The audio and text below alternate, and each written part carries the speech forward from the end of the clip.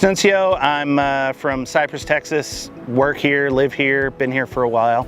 We originally started Greenfill just as a simple storage facility. It's expanded into RV storage, other amenities, car wash, dump station for RVs, things like that. We decided to go green and eco-friendly, so we put solar on all of our locations. We try to compost our dump stations and do everything that we can to be eco-friendly.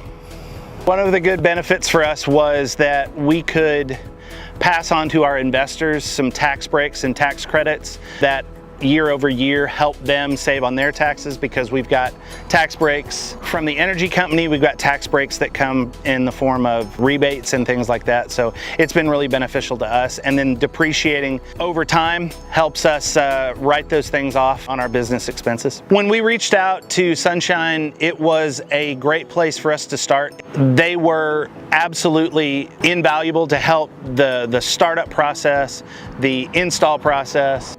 Not too much to say they saved the day a couple of times where we were stumbling, and they came in and helped us to get over those humps. So I couldn't probably have accomplished it without them at all.